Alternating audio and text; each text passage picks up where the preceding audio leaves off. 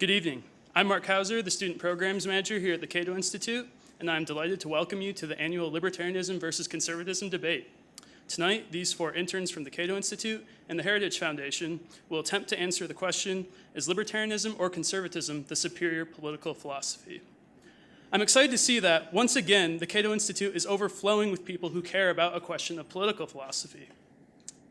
During this election year, we've witnessed a disturbing rise and a surprisingly broad acceptance of sentiments hostile to liberty and limited government.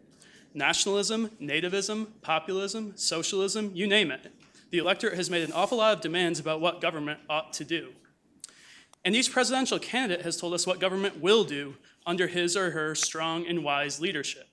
Various and grand schemes, including but not limited to free college education and healthcare, mass deportation of illegal immigrants, a revival of domestic manufacturing employment, a $15 an hour minimum wage, the defeat of assorted foreign adversaries, and, of course, a very big wall. However, for all the talk about what government ought to do or will do, there hasn't been much discussion about what government may do, the limits of its powers, and what are proper ends for government to seek given those circumscribed powers. So it's refreshing to look upon a room full of people who don't want to simply skip over that crucial discussion, people who care about fundamental political philosophy, people who see that principles matter. That's not to suggest that those here and those watching online share the same political principles or agree about the policy implications thereof. On the contrary, I expect and hope for a vigorous debate that will highlight the sharp distinctions between libertarianism and conservatism. But I think it's fair to say that practically everyone interested in a debate like this does agree about at least one thing, that political power should not and must not be exercised in an arbitrary or capricious fashion. And in the final analysis, a state of expansive arbitrary power is kept at bay by nothing more than individuals who care enough to challenge the very idea of it. So with that in mind, thank you very much for attending tonight. After the conclusion of the debate, I hope you'll join us for a reception where you're welcome to continue the discussion on the off chance that these interns don't resolve this matter once and for all. That reception will take place both in the Winter Garden on this floor and also up the spiral staircase on the second floor. But please don't wait until the reception to begin participating. I encourage you to share your thoughts on Twitter and other social media by using the hashtag LVCdebate. You're also welcome to ask a question there during the Q&A session. We also have our own Snapchat filter for this debate, and if you send snaps to Cato Institute, one word, they may be featured on Cato's social media accounts. I would also appreciate your participation in a post-debate survey that you'll receive by email. It's your chance to let us know which side you think prevailed tonight, and also offer your opinion on a number of other issues. You can expect to see the results on our website within the next week or so. Now, if you watched the debate last year, you might remember me pointing out that these teams are labeled conservatism and libertarianism, not heritage and Cato. I'll remind you that the interns do not represent and will not be speaking on behalf of either the Heritage Foundation or the Cato Institute. Please respect this distinction, especially if you're posting about the debate on social media. I really like my job, so please don't get me in trouble by conflating my interns with my employer. Finally, I need to thank Cato's outstanding conference staff for handling the logistics of this event. I would also like to thank Eleanor Renner of the Heritage Foundation and Katie Randall, Cato's Student Programs Coordinator. Putting this debate together required months of cooperation and communication, and it couldn't have happened without their efforts. And on behalf of the Libertarian debaters, I'd like to acknowledge their alternate debate prep partner and fellow intern, Cameron Davis, a rising sophomore from Columbia University, who will also be serving as our timekeeper tonight. There's one final person I need to thank.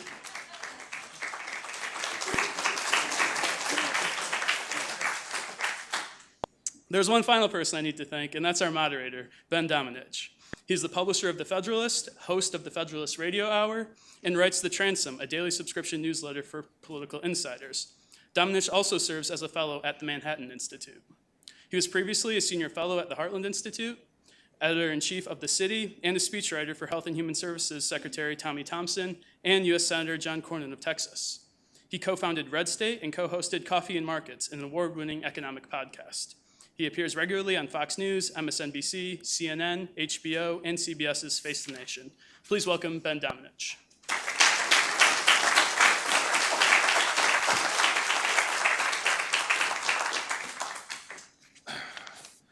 Thank you all for joining us this evening. I'm looking forward to this lively debate. I want to thank the Heritage Foundation and the Cato Institute for inviting me to participate as the moderator for this and for rejecting my, in retrospect, not very wise suggestion that this entire debate be focused on the issue of raw milk. It's an important issue to me. So I wanted to start by just saying a few words in opening, and I think Mark already gave a good indication of kind of where we stand. This is a unique time to be having a debate between libertarianism and conservatism, between groups of people who actually care about principles as opposed to merely responding to the whims of the day when it comes to identity politics or other issues. Libertarians, from my perspective, are always asking the right question, which is this something we should even do? They ask that because they understand the issues related to individual rights, to the danger of government-directed plunder. They understand their Bastiat, who says that see if the law benefits one citizen at the expense of another by doing what the citizen himself cannot do without committing a crime. That's the kind of thing that libertarians are always reminding conservatives of. Conservatives, in response, are always reminding libertarians that no man is an island. They believe in the democracy of the dead. They understand their Chesterton, that tradition refuses to submit to the small and arrogant oligarchy of those who merely happen to be walking about at the time. And I think that this is a kind of dispute that has played out in conversations back and forth between Heritage and Cato over the years. It's a critical one, though, in terms of the context of the times. When we've seen the breakdown of the fusionist project over the course of the past several decades, we've seen the breakdown of trust in institutions in our government. We've seen a real division between the way that people view the nature of what government ought to provide them and the rise of, from what I believe to be a dangerous trend toward identity politics on right and left in this country. America, as a country, was born without an inheritance that the old world has, an inherited vision of the difference between the people and the ruling class. Everything in the old world was about blood. You were born to be a serf or a worker or a ruler and a king. This was the idea that the American project rejected in its audacity. The slogan that we have at the Federalist comes from a speech that Calvin Coolidge gave about the boys of Bunker Hill, that they were lovers of freedom, anxious for the fray, who would bow in the dust before their Lord, but hesitated not to set their foot on the neck of their king. That was the revolutionary idea that America was about. The concern that I have is that we've reached a point in this country where we're backing away from that understanding of our right to self-government, that we're instead looking to the powerful to solve our problems in so many different respects. This is something that I think is going against the very important inheritance that we have. It's not just something that happens automatically. It's something that we have to claim. And this is not just a uniquely American idea. It's a human one. But it's something that was uniquely American from the beginning, from our inception in our creed, that we have the right to life, to liberty, and the pursuit of whatever is beyond that far horizon. Tonight we're going to debate our differences. It's going to be a lively and instructive debate, I hope, but I think we should also remember where we can be united in a time when we see the false promise of socialism and economic nationalism rising around us. And that is in a belief, as libertarians, as conservatives, that the American people govern themselves best. With that, let me introduce our debaters tonight. Starting on my left, Patrick Holland is a senior majoring in political science and minoring in philosophy at Swarthmore College. Adrienne Carrier will be a junior at Hillsdale College this fall, where she is pursuing a BA in politics and economics. Mac Andrews is a rising junior studying economics at Harvard University. And Ruzzy Lane is a rising junior at Hillsdale College, double majoring in politics and history. If you could all give them a round of applause.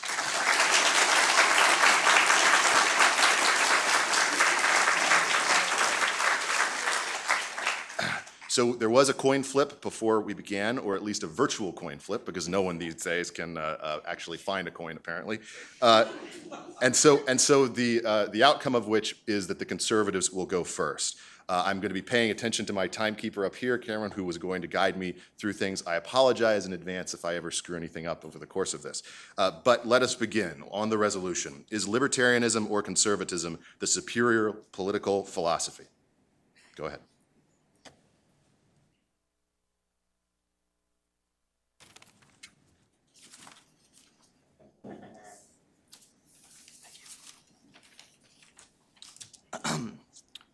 Before I begin, I want to thank our team at Heritage for all the research they provided.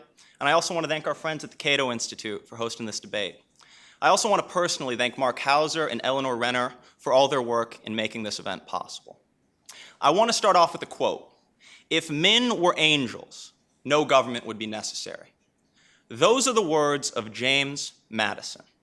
Now, Madison was right, but I want to take it a step further. If men were angels, we could all be libertarians.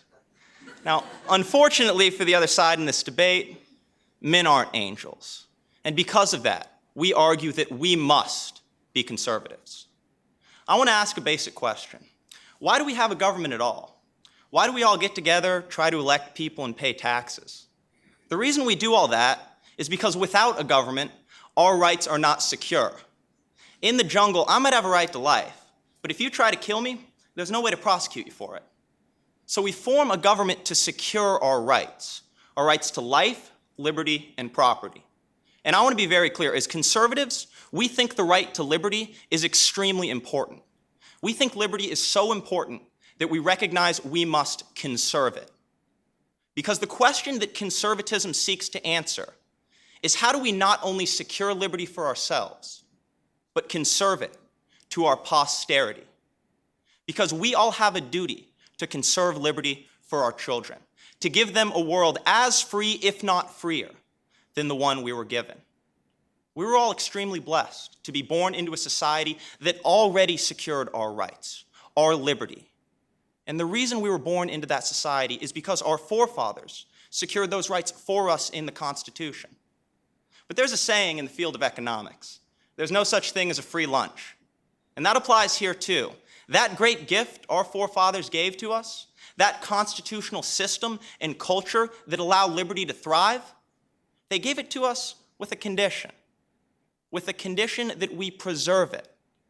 That's why if you look at the Constitution, the framers wrote that they were establishing our government not just to secure their own liberty, but to secure the blessings of liberty to their posterity, for their children, their grandchildren, and the millions of Americans yet unborn.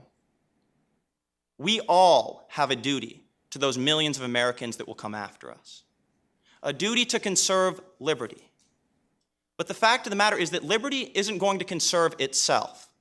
Because human beings are flawed, because men aren't angels, to be truly free, we need to be in a society that is conducive to freedom. We need institutions like the family and community groups that can raise us and teach us what it means to live a virtuous life. We need a culture that values helping your fellow man and service above self. And we need a political system that builds upon the successful traditions of the past, traditions that have allowed us to become the freest country on the face of the earth. So throughout this debate, I want you to ask yourself, which side will not only secure liberty, but conserve it? And not just conserve it in theory, but conserve it in practice, because we must all live in the real world. The libertarians say that you can do whatever you want as long as you don't harm anybody else. As conservatives, we take that a step further. We say that you can do whatever you want as long as you don't harm anybody else, and as long as you don't harm the ability of society to conserve liberty. We add that extra condition because we recognize we have a duty to conserve the liberty that our forefathers secured for us. As Ronald Reagan said, freedom is never more than one generation away from extinction. Every generation so far has lived up to their duty to preserve freedom. As conservatives, we want to make sure we live up to our duty as well, so that our children can enjoy the same blessed liberty that we were so fortunate to be born with. I look forward to a great debate. Thank you.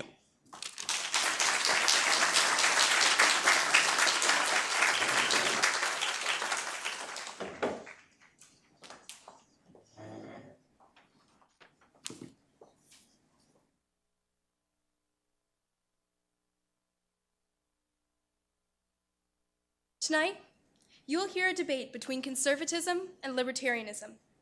We will demonstrate that the ultimate difference between the two political philosophies lies in conservatives' optimistic faith and their ability to legislate economic, cultural, and social change.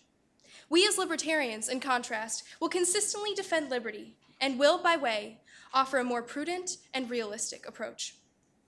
The conservatives today will tell you that they know all of the answers. They will tell you that they have correctly identified the way in which society can be ordered. And they will tell you how their ideas and their policies will save the precious cultural fabric of the United States. More importantly, though, they will tell you that protecting their worldview is more important than protecting our rights. Where spontaneous order and free markets have continuously been proven to be useful tools, conservatives will prefer instead to use government intervention to plan and order the economy. Where individual liberty and action should be celebrated everywhere, the conservatives will choose instead to dictate terms to foreign countries. When the ideas of the founding should be celebrated, conservatives will choose to subvert the ideas presented in the Constitution by abandoning Article I's enumerated powers. From conservatism, it follows that each of us must sacrifice our rights and liberties for the sake of their picturesque, communitarian, values-based society. Their society that they advocate for is one that they believe accurately reflects a snapshot at the time of the founding, one that stems from the Western heritage and from Judeo-Christian values. Conservatives desperately cling to what never was. They're right to take the founding documents as a framework, but they arbitrarily disregard sections when it doesn't fit with their worldview. This is seen in such varied policies as the federal war on drugs, the exercise of military powers, and the NSA's surveillance state. Confronted with a political philosophy that abandons its principles when it becomes convenient, I ask that you take a careful look at the libertarian side tonight. Libertarians recognize that we don't have all of the answers. We're not going to tell you which type of relationships that you can enter into. We're not going to decide which immigrants are worthy of American citizenship. And we're not going to choose which country we should democratize next. Instead of supposing that we know how the world should operate, we recognize that each person, in his or her own capacity, has the ability to make better decisions than a centralized government. In order to accommodate the vast variety of people, we propose liberty. The general principle of liberty recognizes the innate dignity in each individual's quest for happiness.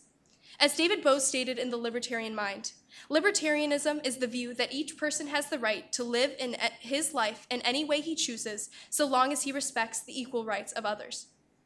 Contrary to what Hayek would call the constructivist mindset of the conservative, we as libertarians believe the role of government in a free society is, simply put, to keep society free. We'll advocate for a government framework that protects you and the exercise of your rights. Instead of subverting your choices with the decisions of a faraway government, we'll let you be in charge of your own life. This type of hands-off approach strengthens human relationships and communities. Libertarians believe that our solidarity with our neighbors is threatened when the state invades civil society. Government hasn't allowed us to organically create our own communities or implement our own ideas. Instead, it has tried to steer us in particular directions with disastrous results. You don't need to look too far to see community engineering gone awry. The drug war, for instance, has wrecked poor communities from top to bottom, even though its intent was to save them. Our government's immigration policy has infringed upon American rights to do business with whomever they want and has wrecked the economy as a result. It is only when we get government out of our everyday lives that we are going to be able to create stable communities where liberty thrives and where civil society grows. Conservatives fear this type of uncertainty.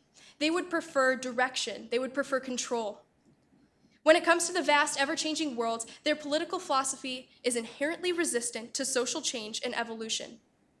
Libertarians, on the other hand, recognize the importance of change. New concepts tested in the marketplace of ideas will yield new growth, new prosperity, and new happiness. So no, libertarians don't have all of the answers, but we do have the right principles. While both conservatives and libertarians nominally support freedom and liberty, libertarians follow through. That's why I'm proud to represent libertarianism tonight. Thank you.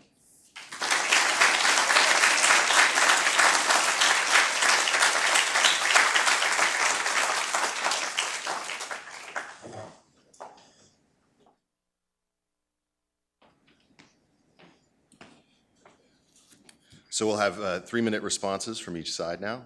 So conservatives. Thank you so much. So First of all, etched in this cornerstone of our national archives are the words, quote, "The heritage of the past is the seed that brings forth the harvest of the future." This is a theme that the conservative team would like to emphasize in today's debate round. But before I go any further, let's take a look at some of the arguments Adrian proposed. First of all, I'd like to point out that the opposing side is really caricaturing the conservative position in a lot of ways, in saying that the conservatives are in favor of big government. This is palpably untrue. Conservatives follow in the tradition of Alexis de Tocqueville, saying that mediating institutions are necessary for the preservation of civil society.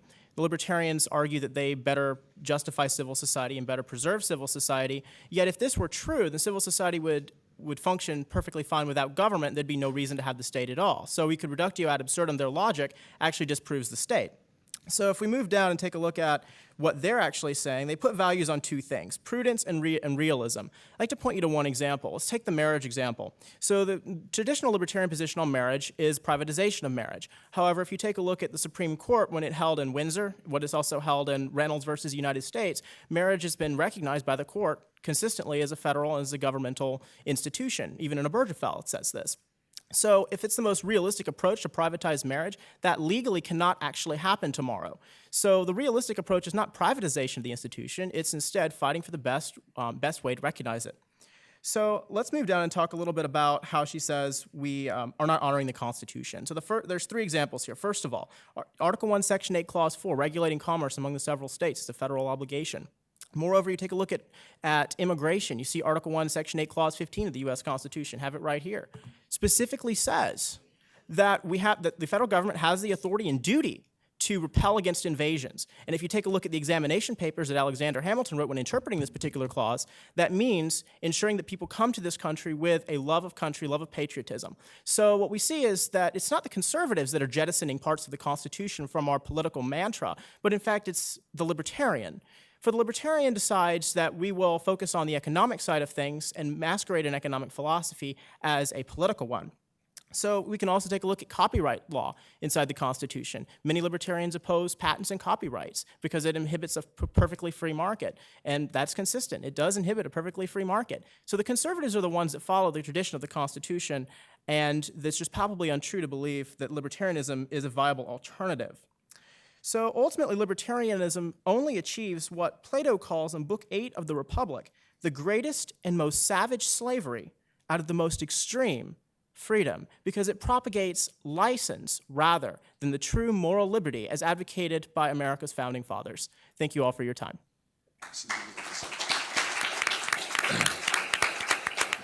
Those are some strong words. I'm sure you'll have a response. Allow me just to note that in this terrible dumpster fire of an election, I think the one thing we can be grateful for is that there are a lot more people who own these now. I hope that they actually read it. Go ahead. Conservatives say that they wish to conserve freedom. That's all well and good. We want the same. But I think the real problem here is that in order to save freedom, they fundamentally undermine it. We think that they're defeating the main point of their political philosophy by doing things like throwing people in jail for the drug war. We think that they're doing the same thing by forcing their religious ideology on other people. We think that they're doing the same thing by essentially spying on their citizens, their own citizens, without a warrant. Only libertarians defend liberty no matter what. Because we know that in order to have values and community, freedom must exist first. We agree with them. Not all men are angels. But look, bureaucrats aren't angels either. And we believe that what we have to do is have a limited government that doesn't put individuals who have the same self-interest that we do in charge. We think that the point of having a government is to have it be small, to only protect our rights and nothing else. And we think conservatism goes far beyond that. We'd say the whole point of libertarianism is an intellectual humility. We don't think we know how to make people live their lives. We think only they can decide that for themselves. We want to follow the path of the founding fathers by trying to create a free and open society. On the community point as well, we'd say that freedom doesn't undermine the strength of our communities and force us into our own bubbles. We'd say we don't want men to be islands. Libertarians believe that our solidarity with our neighbors is threatened because government has butt into our lives. Government hasn't allowed us to organically create our communities, but instead it has tried to steer it in a particular direction with disastrous results.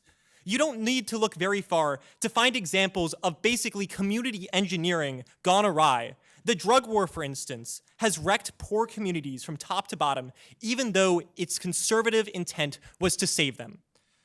One of the greatest classical liberals, Alexis de Tocqueville, and yes, he is a classical liberal, not just a conservative, knew that a strong central government prevents communities from flourishing by directing the center of civic life to the national level. That's exactly what we think conservatives do. He said this drives community apart, breeds suspicion among neighbors, and empowers despotism. Only getting government out of our everyday lives is going to create stable communities where liberty thrives, where civil society grows, and where we really truly value our neighbors.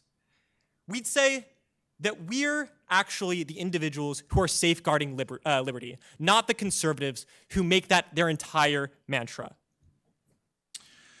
Thank you, Patrick.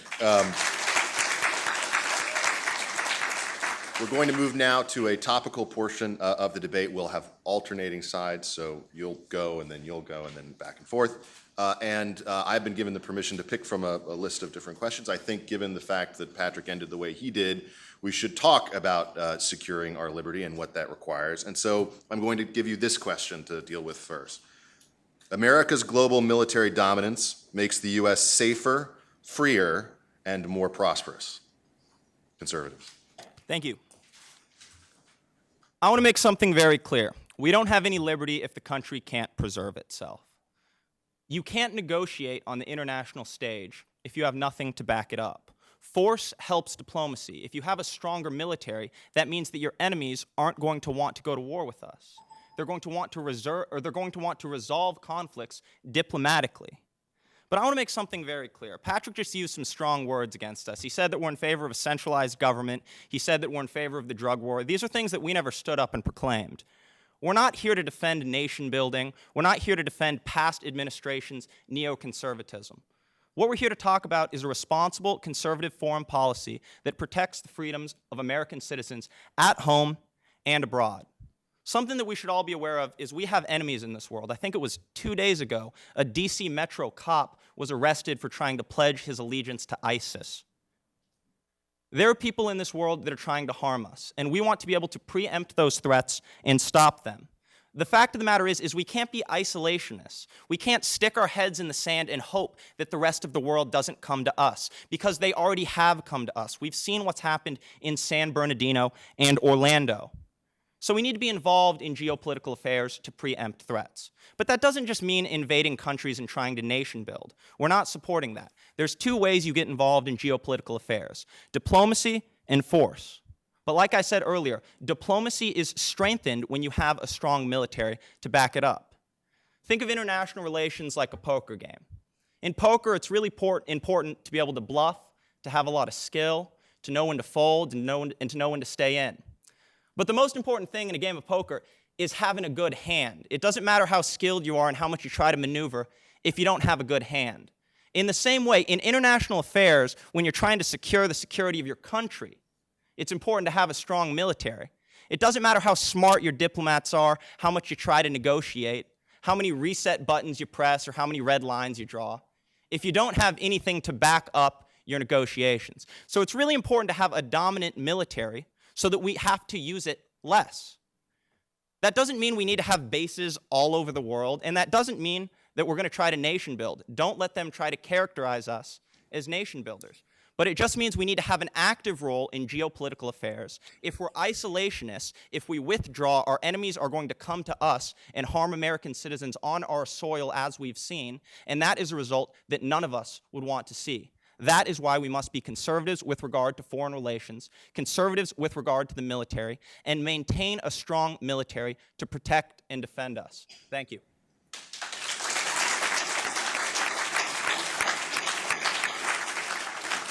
A libertarian response. My partner and I agree with the conservatives that national security is a top priority. However, we disagree about the best way to make our country safe. Conservatives want a dominant military that is engaged around the world. Libertarians, on the other hand, suggest a more prudent approach to ensuring our safety. Each year, the United States spends $600 billion taxpayer dollars on national defense, stations troops in almost 150 countries, and runs 800 foreign military bases. Libertarians ask, like any advocate of limited government should, do we really need all of this? Asking this question doesn't mean that libertarian foreign policy is what the conservatives call isolationist. It's just prudent. We still believe that the United States should be heavily engaged throughout the world, through trade, immigration, and engagement. We simply believe that America's excessive meddling has left the world and our citizens less free, less safe, and less prosperous. We are less safe because we're tethered to other countries' problems. We've acquired permanent allies and permanent enemies. When the United States offers essentially unconditional military support to our allies, those allies stop seeing defense spending as a priority and start free-riding. They fail to build up defenses and are weaker than they should be when conflict actually arrives. The United States is dragged into every international conflict because it has infantilized regional actors that would otherwise be responsible for handling problems in their own backyard. It's hard to believe that we're safer because of botched invasions in Latin America, Southeast Asia, and the Middle East. Americans are less free because war and international conflict are accompanied by the growth of the state at home. Government powers are almost always expanded during wartime.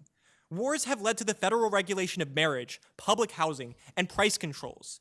These powers are initially only to be used in wartime, but too often stretch far after the fighting has stopped. While our soldiers fight in conflicts overseas, we lose our freedoms at home. Americans are less prosperous because we spend so much to maintain all of our foreign engagements. We spend more on our military than the next 7 countries combined, and over half of discretionary spending at the federal level is spent on national defense. We're not fighting superpowers anymore, so why do we spend like we are? But finally, we can't forget that military engagement is inherently violent and costs us lives that shouldn't have to be spent. In Iraq and Afghanistan, we lost over 7,000 soldiers and accomplished almost nothing. The region is no safer than it was when we arrived, and Afghanistan remains one of the most corrupt countries in the world. On top of that, to our national shame, over 150,000 Iraqi civilians are dead from a conflict that isn't showing any sign of stopping. It's frustrating to us that conservatives are so trigger-happy when it comes to interventions. They're skeptical of government's ability to deliver healthcare in this country. So how can they believe that that same government can deliver peace and liberal democracy abroad? We'll have 1 minute for rebuttal.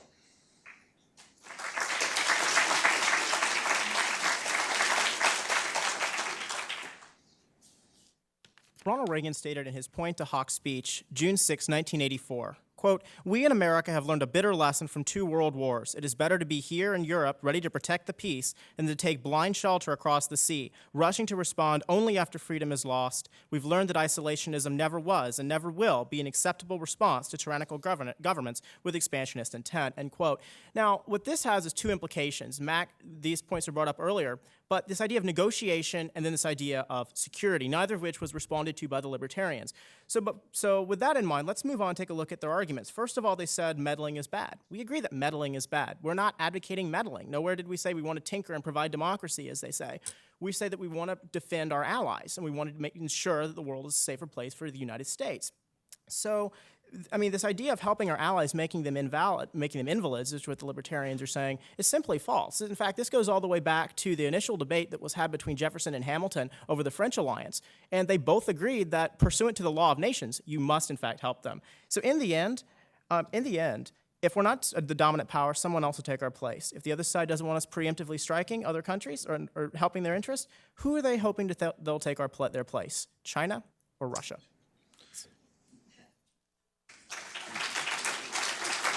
And another minute for the libertarian. First of all, I would like to state libertarians are not isolationists. In no way have we ever wanted to be isolationists. I want to make this entirely clear. It seems to me that the conservatives have a completely misguided appearance of what conservative really is. North Korea is an isolationist country. Libertarians want to engage with trade, with cooperation amongst countries, with immigration. Don't let the conservatives also tell you that we support a weak military. This is absolutely ridiculous. We wish to be first among equals, but we do wish to be among equals. You see that they call it defending our allies, but you actually see that it's unconditional support that drags us into international conflicts around the world, which sacrifices our soldiers' lives. So I'm going to talk to you about their invasion point. So they really say that they're not for invasions. They're completely different. Don't let them say that. This is absolutely ridiculous. Look to history. We see that conservatives got us in wars in Iraq, in Afghanistan, in Vietnam. They led us to many close calls with the USSR during the Cold War. For them to mischaracterize themselves as non-interventionists, this is absolutely ridiculous. So you see that libertarianism supports a strong military, it supports non-interventionism, and it supports the United States as the first among equals, and that's what's most important. Thank you.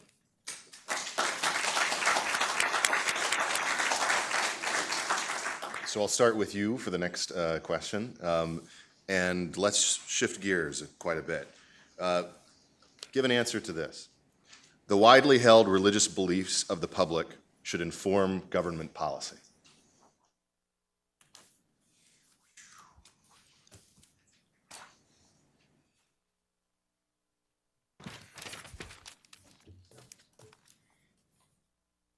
Libertarians, above all, are in the business of protecting individual civil liberties and empowering the individual to act with their own agency. This broad claim ensures that people of all religions, including none at all, are able to live the lives they want to live. Libertarians understand and worry about the fact that religion can powerfully shape an individual's moral values and cause them to lobby for laws that reflect their own religion to the detriment of individual liberty and limited government. Conservative thinkers, on the other hand, often openly admit that government policy should reflect the religion of the majority. Heritage scholar Patrick Fagan notably pointed out the value of letting religion help guide policy in his paper, Why Religion Matters. However, we reject the conservative idea that religion ought to transcend personal belief and become a basis and justification for government policy. The core libertarian approach to religion in government is simple. Laws can certainly reflect the values of religion, provided that these laws are warranted on their own merits. For example, laws against murder reflect the biblical sixth commandment, thou shalt not kill. However, we do not support laws that are justified solely on the basis of religious belief. Good laws should be founded in first principles and practicality, not appeals to any one religious doctrine. We have laws against murder because murder violates people's right to life and deprives them of agency, not solely because the Bible says murder is wrong. Laws based only on the widely held religious beliefs of the public are pure majoritarianism in its crudest and most dangerous form. We argue that government power goes too far when it forces a minority of the public to comply with the will of a religious majority. The conservatives seem to accept that religion should dictate government policy for the simple and unfortunate reason that it is their religion that is the widely held religion in America. We'd like to ask them, would you still support religion dominating policy in America if the country was a majority Mormon or even Muslim country? A country that forces compliance to laws of a particular religion is one that has decidedly given up on the founding principle of separation between church and state. One real problem with the conservative approach to religion is that it actually ignores the well-being of the church itself and religions. Libertarians recognize that when you mix religion and politics, all you end up with is politics.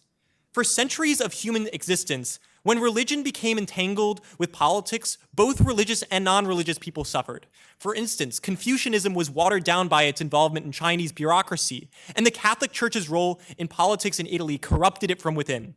A strong religious role in government rarely creates a virtuous government, but it almost always creates an unvirtuous religion. Respect for religion is essential to a strong society, but we believe that when religious beliefs and government mix, no one gains, and freedom is always lost.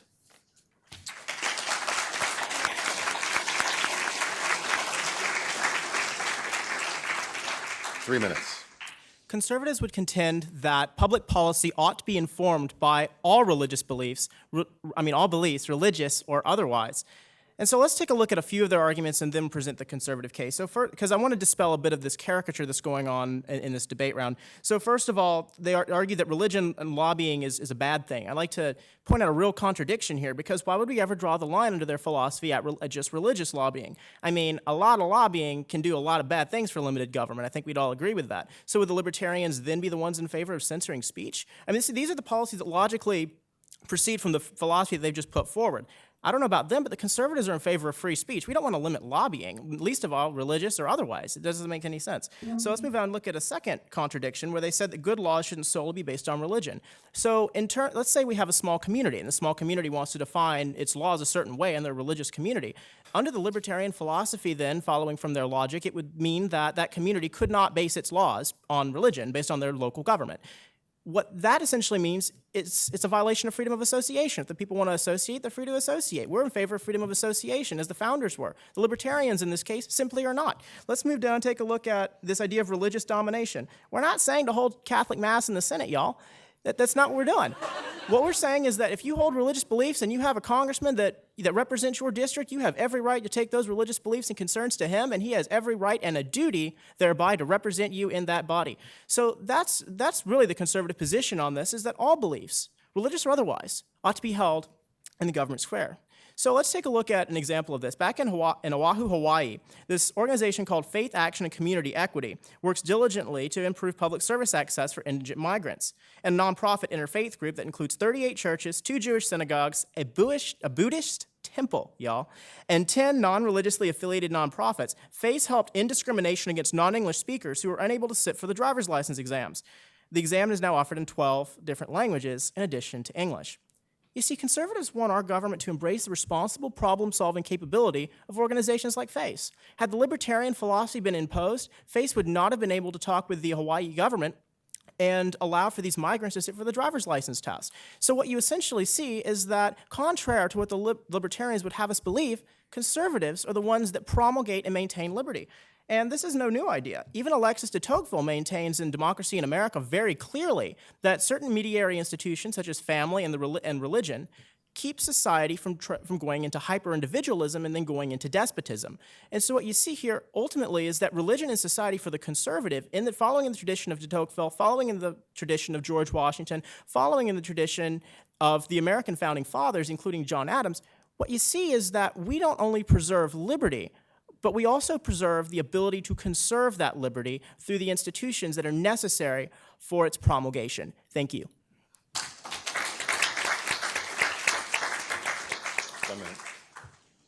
First of all, I'd like to talk about this freedom of association issue. In no way did my partner ever suggest that we weren't in favor of freedom of association or freedom of speech. This is clearly libertarian to allow these sorts of things. They talked about religious lobbying. Again, lobbyists can do whatever they want. We'd like a limited government so lobbyists aren't too effective, guys, but you know, it's ridiculous for them to characterize us as someone that would restrict religious speech. We absolutely favor religious speech. People who believe should be able to speak their minds and freely practice in any way that they choose. So they talked about the founders a lot. Now, the founders believed in the freedom of association, but they also believed in the free practice of religion, separation of the church and state, freedom of conscience, and individual salvation over communal salvation. So this is a great freedom to have of association, but there are so many other things that go into the Constitution and the founding documents. So again, part of the Constitution is the First Amendment. This forbids protecting religion. It's easy to see the benefits from this. Religion is sacred. We should protect it from governmental interference. And religious is sacred for every individual that practices. It's personal and not something that should be addressed with widespread overarching policies. It's simply inherent that religion should not be mixed with government. It weakens both institutions. Thank you. Thank you. So now it's your turn to respond to a question, so let's go to this. Liberalization of immigration law. Don't we get a second rebuttal? Oh, I apologize. Yeah, I apologize. See, I told you I would screw up. They said something in their opening statement that was incorrect, and I want to draw your attention to it. They said we're trying to force our religious ideology on other people. That is not true. They also asked if we would be okay if the dominant religion in a place that we were from wasn't our own. I'll tell you what, that's where I'm from. I'm Catholic, where I grew up, most of the people I am are Protestant. They're not Catholic. And yes, I would be okay with living in a society that was predominantly Mormon. We're not theocrats. We're not trying to push our religion onto people. The question we're answering isn't whether religion should dictate government policy or write government policy. It's whether or not it should inform it. They said that we want to use biblical books to write government policy. That's not the case. We just think that if a representative has a society that is one religion, and you have another representative that has a society that they're supposed to represent that is a completely different religion, those representatives should use all of their constituents' beliefs when they're making government policy. They should be informed by all of their beliefs, the economic ones, the political ones, and yes, the religious ones. We don't want religion to write government policy, but it should be taken into consideration what your religion is if you're a representative that is supposed to represent constituents. Thank you.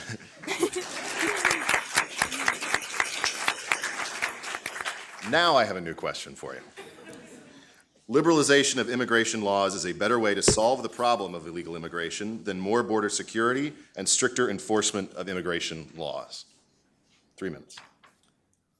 First of all, I want to say that I think America should be a land of opportunity for all. But to do that, to make sure that we can provide for our citizens and the immigrants that legally come here, we need to have a strong border. I'm going to give you 3 reasons why.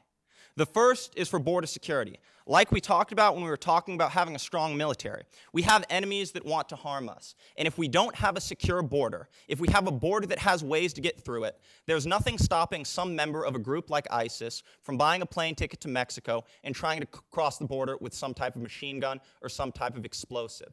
That is something that we cannot afford to happen because if we don't have a secure border, we're putting Americans' lives in danger. The second thing is a cultural issue. We're not free just because we have a constitution that says we're free. We need a culture that fosters democracy and teaches people the value of engaging in a Republican type of government.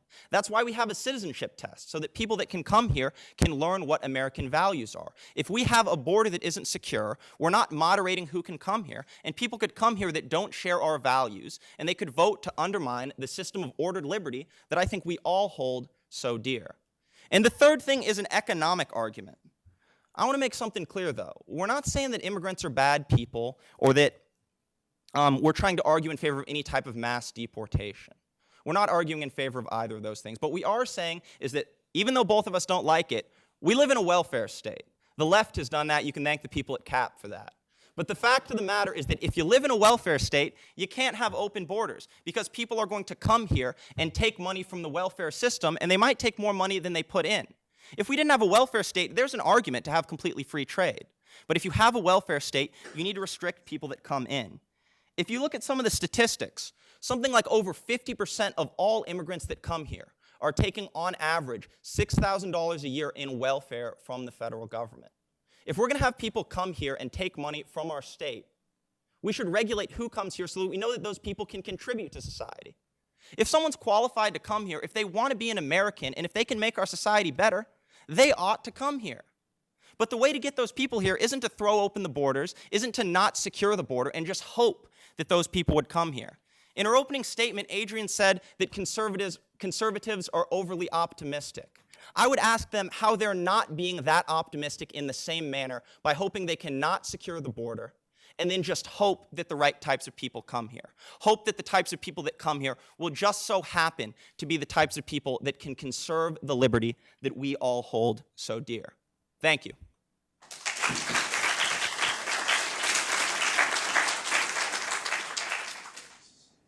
Libertarians want to lower the physical and the metaphorical walls between the United States and the rest of the world. Simply put, we believe that free movement is a right that governments should rarely restrict. Unfortunately, in the last 3 years, since the collapse of negotiations over immigration in the Senate, they've whipped up an anti-immigrant sentiment in this country unlike anything in recent memory. Conservatives have made it their mission to prevent people from coming to this country both legally and illegally and legally. So they've mischaracterized us a bit in their first speech. They've said that we propose open borders. Some libertarians perhaps propose open borders, but my partner and I will be arguing that law-abiding foreign nationals should have the ability to come to the United States. We will have controls at the border to make sure who's coming into this country and to keep criminals out. And we just think that conservatives have gone a bit too far. The conservatives' obsession with immigration has a real human cost. They try to say that they're not for deportations, but this type of conversation cannot be had without a conversation about deportation. We're expelling immigrants at 9 times the rate we were 20 years ago. More than 2 million people have been deported under President Barack Obama, and this easily outpaces any other president. Obama's deportations tore families and communities apart, but this question isn't just about the unraveling of the fabric of the communities that make America what it is today. No one who is simply trying to make a better life for their family and their kids should have to live with the fear that the government will come and make it all fall apart. Conservatives say that they value the family and the community, but do these institutions mean anything when they're comprised of immigrants? Beyond avoiding the negative costs of a closed immigration system, liberalizing the process will actually supercharge the economy. This is because the free movement of labor is part of free trade. Legalizing complete and real free trade would have incredible effects. Even the most pessimistic study on the economic effect of immigration showed that the free movement is a net gain for the economy. The anti-immigration economic professor George Borjas at Harvard University conceded that immigration to the United States grows our economy by $43 billion a year. Most studies give even sunnier numbers. And why is this? Immigrants take jobs that Americans won't take or can't take because the wages are too low. If we were to expand guest worker programs, the resulting immigration would provide farmers and other industries with low-skilled labor that would keep prices down for the rest of us. And at the same time, the United States is lacking high-skilled laborers in the tech and medical industries. Liberalizing the immigration system will allow us to keep thousands of the smartest foreign students at American universities in the United States working for American businesses. If we can help these businesses thrive, we can also help our country thrive. While conservatives may genuinely believe that the immigration is harming the United States, legalizing immigration is essential not only to the well-being of immigrants, but also to the well-being of American citizens. We must liberalize our immigration system. Thank you.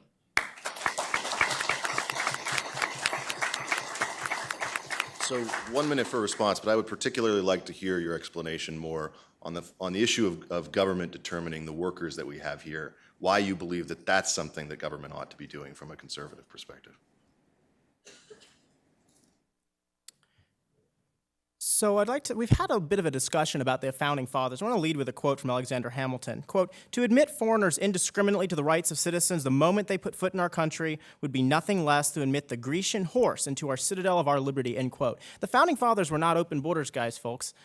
The bottom line here is that there was a reason for that. Let's take a look at the arguments Adrian mentioned. First of all, this idea of free movement.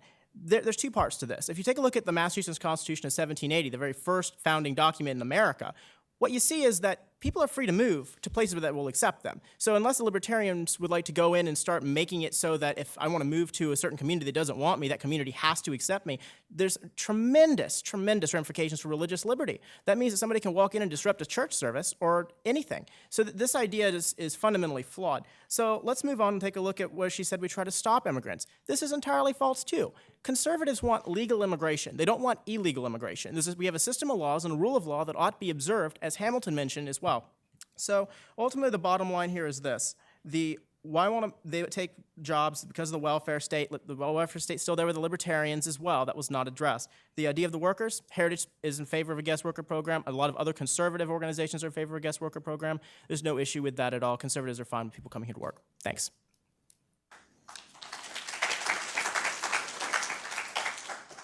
To throw the Founding Fathers right back at them, one of the main complaints from Thomas Jefferson in the Declaration of Independence was that King George was controlling the American immigration system. Yes, they were open borders. They didn't support, actually, there were no immigration laws in the United States until the 20th century. I think we have history on our side. On the security issue, first, I think spending billions of dollars every year to keep out women and children from this country, probably not a very efficient use of funds if you're trying to take down ISIS. Second of all, I think that most immigrants, actually almost all terror attacks in Europe and in America so far committed by ISIS have not had immigrants involved. I think they're basically strawmanning our argument here. Next, cities with large immigrant populations are actually statistically safer than any other cities in America. On this issue of assimilation, I think this is really important because people come here with the intent to become Americans. They're coming here because they're looking for freedom. They like our values. They want opportunity. People in the United States who are coming here as immigrants, they assimilate just as quickly now as they assimilated 100, 200 years ago when they were Catholics, when they were Jews, when they were Germans. They're assimilating and speaking our language at the same rate, and to say otherwise, I think, is just incorrect.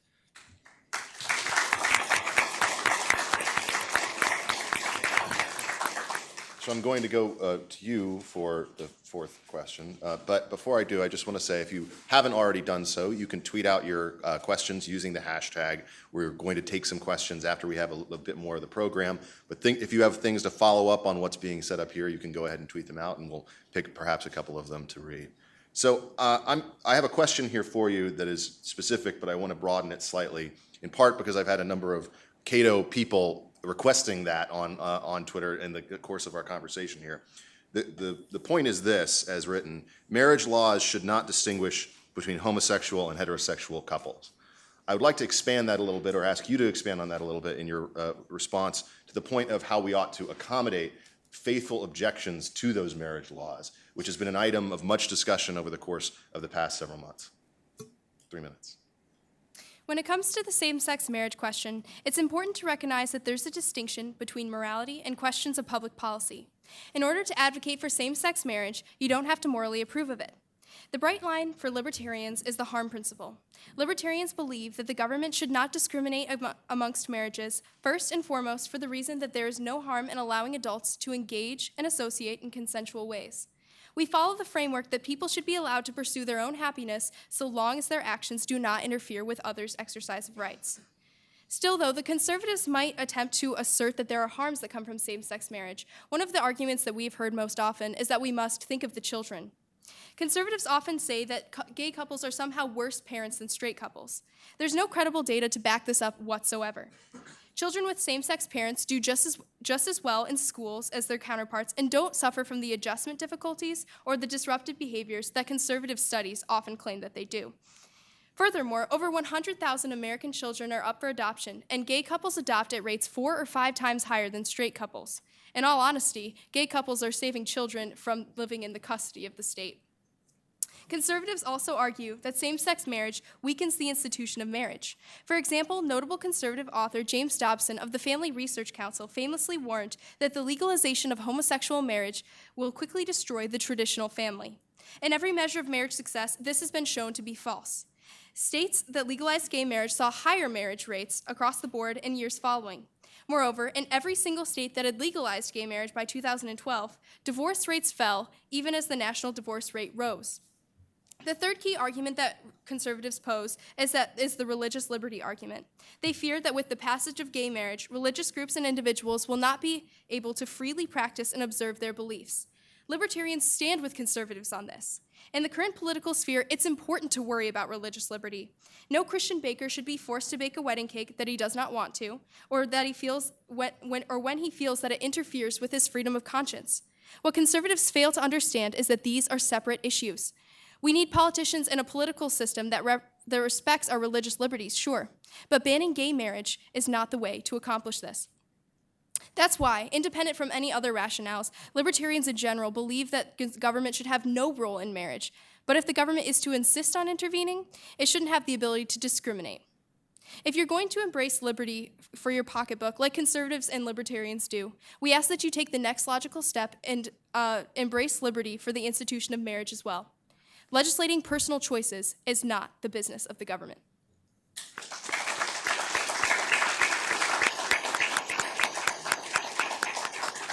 3 minutes.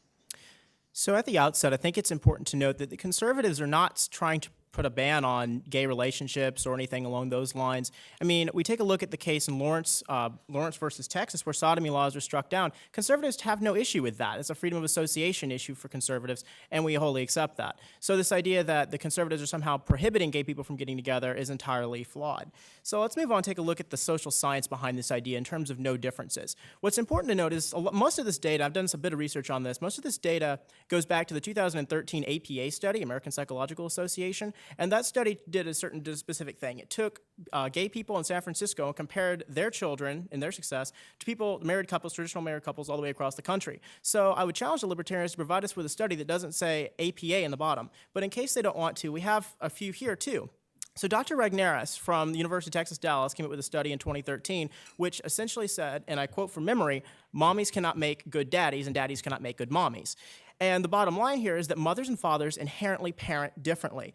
I mean, according to Kyle Pruitt, a Yale child psychologist, they play differently, communicate differently, prepare their children for life differently. While fathers push limits, mothers push securities. Married mothers demonstrate to their children what a healthy relationship with a man looks like in a marriage, and vice versa for her husband. Privatizing marriage or recognizing same-sex marriage ignores these qualities, and in doing so breaks down the institution. So I would almost challenge the libertarians to tell us why can somebody that is a male act out the role of a female, and why can vice versa in terms of child development, and why in terms of what Mr. Pruitt was saying here. So let's move down and take a look at the marriage rates argument. This one's quite easy to dispel because what we're saying is if more people got married, then with it legal, of course that's going to happen. It's the same argument conservatives make with marijuana. If you legalize marijuana, more people are going to use it. Look at Colorado. So let's take a look now at this idea that government has no ability to discriminate. This is a direct quote from the other side. Government has no ability to discriminate. So I would put to the libertarians that government right now is discriminating against all other relationships because it's only recognizing these two. There's nothing special about polygamy that means that it can't also be recognized by this. Here's the issue. With libertarianism, there's fundamentally no standard as to what marriage should look like. If they say we want to get government entirely out of marriage and privatize it, that's one thing. But to come up and say government should now start recognizing all different institutions, there's nowhere to draw the line. Where does it stop? Next big point. According to a Harvard Journal of Law and Public Policy, marriage privatization or recognition of same-sex marriage would be catastrophic for limited government. $229 billion in welfare expenditures between 1970 and 1996 are directly attributable to the breakdown of marriage culture between a man and a woman. What do we see here? When you start divorcing this idea of men and women coming together and caring for their children as responsible adults, you're recklessly breaking down society. George Gilder writes about this in his book, Men in Marriage. He talks about how when men are kicked out of their households because the woman doesn't want to have their income when the welfare income is greater. Again, libertarianism skirts the welfare issue, but here's the issue. What they're essentially saying is that when you break down that family and that inherent responsible institution, the government has to come in and raise those children. It's actually averse to their cause of limited government. It's a turn on their argument. Thank you.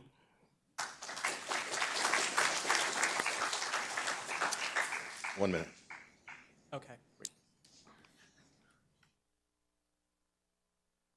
It's interesting that they say our entire argument about children only comes from one study. Columbia compiled 76 studies of children in same-sex relationships, and there were only 4 that said that there was any negative outcome whatsoever. And the one that they cited was actually universally condemned by child psychologists for having awful methodology. But beyond just that, on this slippery slope argument, first of all, I think that's lazy argumentation, first of all. But look, I get you might be incensed about polygamy, but if this is the philosophical hang-up that is preventing you from improving the lives of millions of people, I think you honestly need to get a better argument. I don't think you can reasonably say that you support same-sex marriage, but refuse to legalize it because there's a chance that it could lead to the legalization of polygamy. This is not happening anytime soon, and it affects just a vanishingly small number of people. Finally, on the divorce issue, I think it's pretty clear that Badgett and Mallory, a study recently published, shows that divorce rates for same-sex couples and heterosexual couples are the same at 2%. We don't think we're breaking down marriage whatsoever. I think, in a sense, we're actually strengthening it, as Adrian said.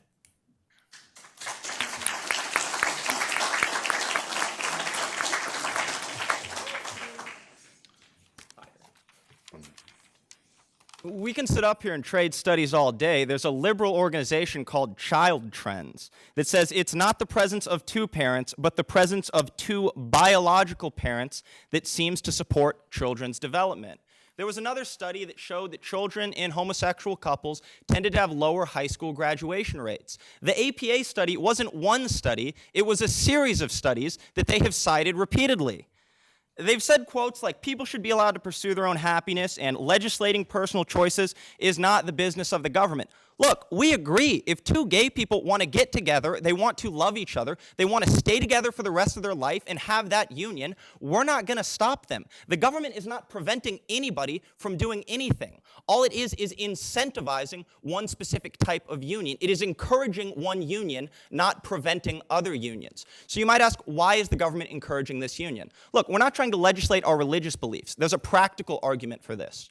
If you look at the data, if you look at the social science research that isn't from these APA studies that have actually been discredited, you can see that a heterosexual couple where biological parents are raising their children is the most effective way to raise children and lift children out of poverty if they grow up in it. This is a practical argument. We're not preventing anyone from getting together. We're encouraging one specific type of union.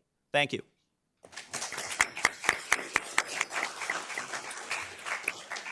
So we're going to move to a different portion of this, and we're going to have a conversation back and forth between both sides about why a libertarian should be a conservative and why a conservative should be a libertarian. Oh, actually, it's not yours. And in accordance with our coin toss of 4, the conservatives will go first. One moment.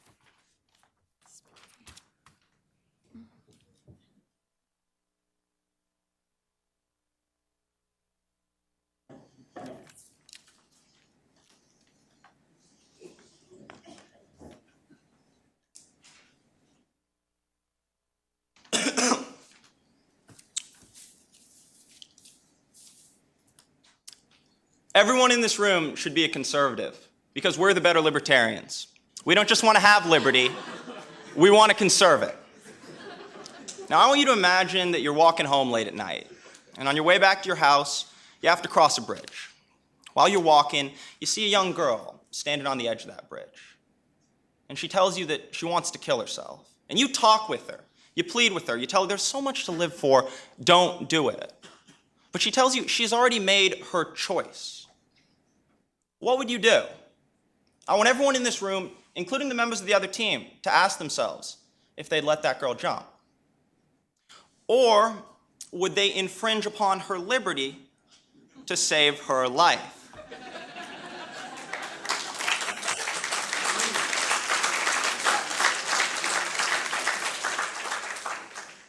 I'll tell you what I would do. I'd try to stop her. I'd continue to plead with her, but if that didn't work, I'd grab her and prevent her from jumping. And I have a feeling that a lot of you would do the same. The reason we'd all stop someone from committing suicide is because we recognize that they're about to do something that will permanently harm their ability to be free. They're about to fail to conserve their liberty, so we can intervene. What you learn from that example is that it's appropriate to infringe upon someone's liberty in the short run if you're doing it to conserve liberty for the long term. Let's apply that principle to society. We're not free just because we have a piece of paper from 1789 that says we're free. If you went to North Korea right now, kicked out Kim Jong-un, and gave them a carbon copy of our Constitution, they wouldn't be as free as us.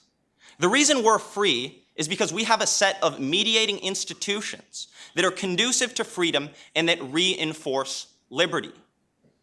We have institutions like the family, which take children who are completely incapable of using liberty and teaches them what it means to live a virtuous life. And we have civil society, which is the space between the individual and government, where your schools, your charity groups, your churches, and your social organizations all allow individuals to get together in a community and develop into productive citizens. Something we should all agree on this stage is that the government shouldn't be telling people what their values are or trying to raise children. That would infringe on their liberty. Civil society can certainly do a much better job of creating productive citizens than Uncle Sam ever could. So if we really want to conserve our liberty and not just secure it for the short term, The question we ought to ask ourselves is, how can we best preserve civil society? The libertarians came up here at the beginning of this debate and said that we're overly optimistic. We'd actually like to say that they're the ones that are recklessly optimistic. They think that if we just leave civil society and leave people to their own devices, that this institution and this set of ordered liberty that we have created is going to magically preserve itself. They keep talking about spontaneous order. Ladies and gentlemen, like I said at the beginning of this debate, men are not angels, and there is nothing wrong with a community getting together and saying, this is the things that we want to encourage in our community to maintain order. They kept saying, well, bureaucrats aren't angels. Ladies and gentlemen, we're not in favor of bureaucrats making decisions about what you ought to do in your community. We're in favor of your local elected officials making those decisions, and if you don't like those decisions, you can vote them out of office. We're federalists. If the local community can handle it, they should. If the private sector can handle it, they should. But the fact of the matter is if a community gets together and says, we think drugs would destroy our civil society, we want to encourage certain types of unions, that community ought to have the right to uphold civil society that they believe is best for them. I would ask the libertarians why they think they know better than the members of those local communities. Thank you.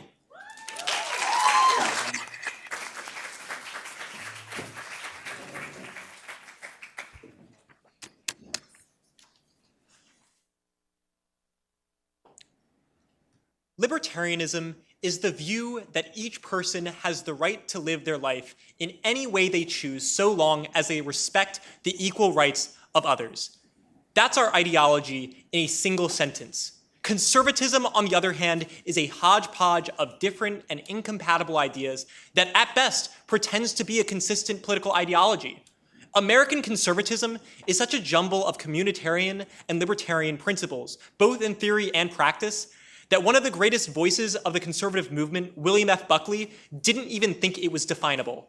Conservatism's inherent messiness means that when push comes to shove, the principle of liberty is put on the back burner for political expediency. To the conservative who wants to defend liberty, you should come and join our movement, because we'll consistently defend liberty and the rule of law, while the conservatives' commitment to these values changes from generation to generation. You'd think that a traditionalist ideology would try to maintain some consistency in its policy prescriptions, but that just isn't happening. Take, for instance, the shifting conservative stance on immigration. In 1979, during his run for president, Ronald Reagan endorsed the idea of a North American Accord, which would have allowed free movement of people between Canada, Mexico, and the United States. He also gave amnesty to 3.6 million immigrants. In the early 2000s, George Bush also endorsed far-reaching immigration reform that would have brought guest workers into the US and even given them a pathway to citizenship. However, in the last 10 years, conservative orthodoxy has shifted to reject a pathway to citizenship, work programs, and some now even want to build a wall. While libertarian principles have remained constant, conservatives are constantly reinterpreting their principles to gel with the times. The fact that Donald Trump was able to hijack the conservative movement just goes to show how malleable these principles really are. But even more concerning is the fact that conservatism was so easily confused with Donald Trump's collectivism. This is no accident. Conservatives are happy to use government power to impose laws on the country if they line up with their version of morality. This is how we got the drug war and even warrantless surveillance.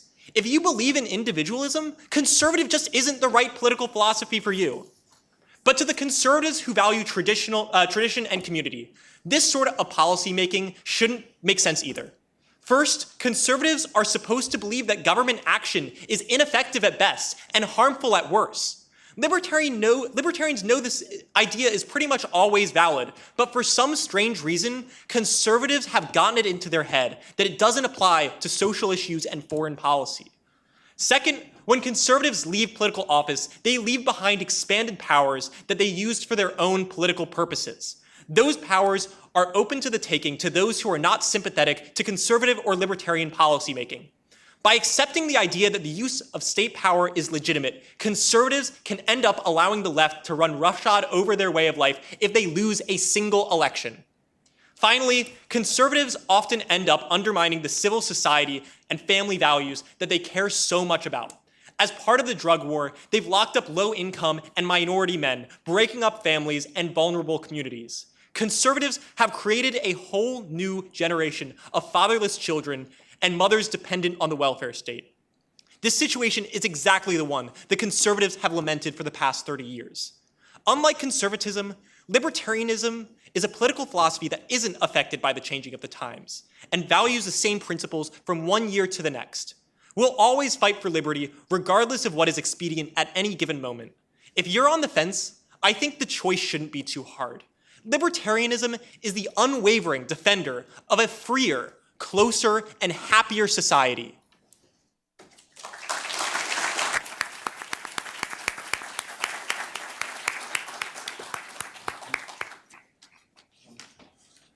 So we're going to move to the Q&A portion of our evening, and they're going to be, are there mics, I believe? Yes, up there, so you can raise your hands and get some microphones.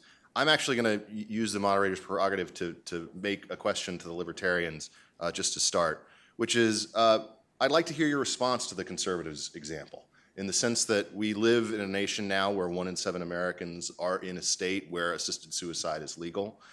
It's a hard question because from the perspective of conservatives, this is something that, you know, if you allow it, leads to a decay in the ethic of the value of human life. But from a libertarian perspective, is about your own agency, your own ability to direct your life. So if you could give a response to that, I'd like to hear it. We do actually support physician-assisted suicide. Honestly, this isn't in the case that they want to bring up on their side. If someone's about to jump off a bridge, yeah, we'd say stop them. But if someone has made a concerted decision that they don't want to live anymore because of medical reasons, if their life really isn't, I guess, a happy one, we'd say let them make that choice. They have the freedom to do it. We don't think it undermines the value of life at all. We think that we uphold liberty by giving them that choice. And I think we just make, we make society a bit happier by doing it because we take these people out of suffering, the suffering that they're going through. Sure. If we could just make a quick note, they've been saying this whole time that we should never infringe upon liberty. To infringe upon liberty is to lead to statism. But they just said that if they have someone making a choice that they don't think is the right choice to make, they would infringe upon their liberty because they think it would be better off for society. I would ask them how they can justify infringing on the girl's liberty, because even if they think it's wrong, who are they to infringe upon her right to choose to do anything, regardless of whether or not we'd think it's moral? I think that this is a different situation. What we're talking about on our side is essentially a situation in which someone has been cleared as someone who can make rational decisions. You go to a doctor, and the doctor says you are psychologically stable enough to make this choice on your own. You have walked through all these decisions and choices by yourself. You understand what you're doing. I think that's entirely separate from an from a world in which someone just makes a decision on the fly. Look, sometimes state power is necessary. This is one of those instances. We aren't anarchists here. We say that we aren't anarchists, honestly. We swear. This is one of the instances where the state can step in. All right, so let's take some questions from the audience. There are several hands, and so if you want to go to him, and if you want to give to him.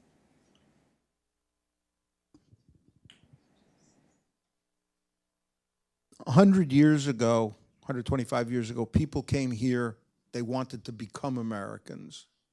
You've got immigrants coming here now who do not. They don't want to learn the language. They insist on having ballots printed in, I don't know, a dozen different foreign languages. It seems to me your explanation no longer holds water. It was legitimate in 1900, is not legitimate in 2000. What's So your speak response to the that? cultural issue. I just fundamentally disagree, to be honest. In 1844 in Philadelphia, there were riots over the teaching of the Catholic Bible in Philadelphia. Look, we've always had problems with assimilation, but a generation on, those same Catholics were normal Americans. The same happened with Jewish immigrants coming to the United States and German immigrants. In fact, if you compare immigrants today to immigrants back then, they're learning English at a faster rate than previous groups of immigrants. So, yeah, I think that people do want to assimilate, and there is evidence that they're doing it incredibly well. We aren't Europe. Europe does have assimilation problems, I'll give you that.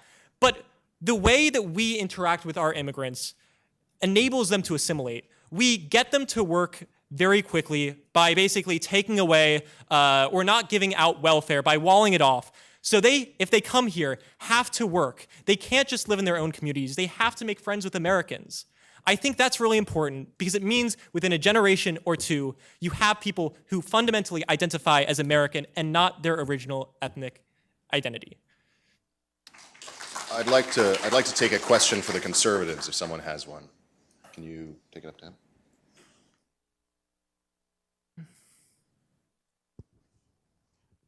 Hi.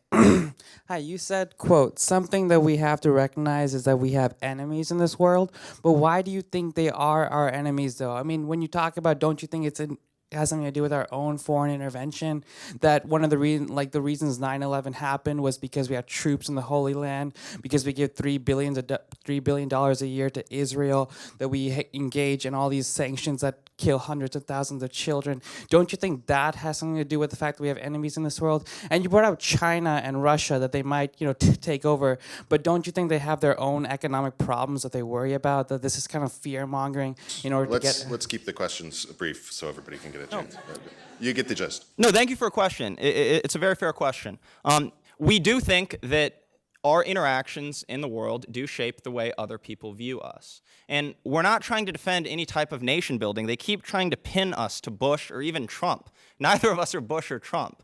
But when you answer your question, yes, us supporting liberty or us supporting Israel and Israel's right to exist does make other countries in the Middle East not like us. But the fact of the matter is we have certain irreconcilable conflicts in this world. We're not going to sit the Palestinians and the Israelis down and have them talk it out and work out that conflict. So sometimes we do need to pick sides to advance the best interests of American citizens. Briefly, to talk about your point with China and Russia, we don't think China and Russia are going to invade us anytime soon, but geopolitics is a constant struggle. They said they want us to be the first country out of equals. Well, that doesn't mean we're the first. It means we're one of equals. But geopolitics isn't a bunch of people trying to work together in a community. Russia and China do try to jockey for power over us, whether that's military power, economic power, some sort of cultural power. If you look at China expanding into the South China Sea, I'm sure we all know that Russia has invaded and annexed Crimea recently. It's important that we see that those threats might happen 100, 200 years down the line and preempt them. But we're not trying to fearmonger. We're not saying Russia and China are going to invade anytime soon or anything like that. Does that answer your question? So I want to, just because there have been several tweets of this question at us, I want to go to the Conservatives on this question. We've heard a lot mentioned in passing about the drug war. What is the Conservative position on the drug war going forward? How do you believe that Conservatives view that war now, and do they think it was a mistake to sustain it to the level that it was for so long? If you'll give me one moment. Sure.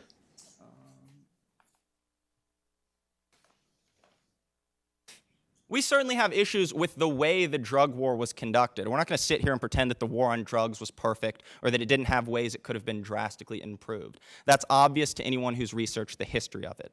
But the general idea behind banning certain substances because they might be harmful, we think is fully legitimate. We think that we shouldn't allow anything in society that is harmful and highly addicting.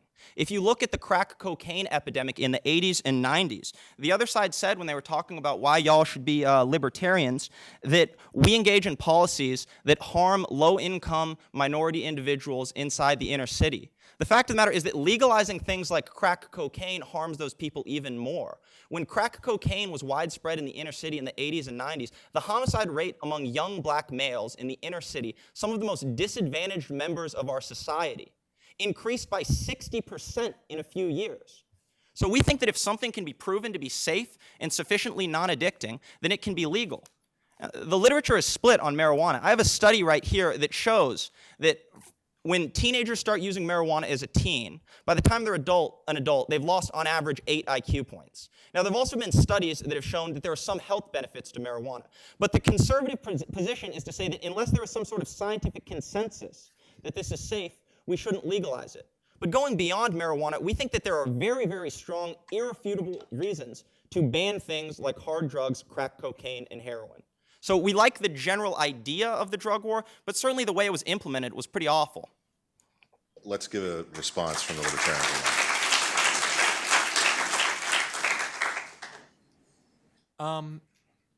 I'll just say this to keep it short.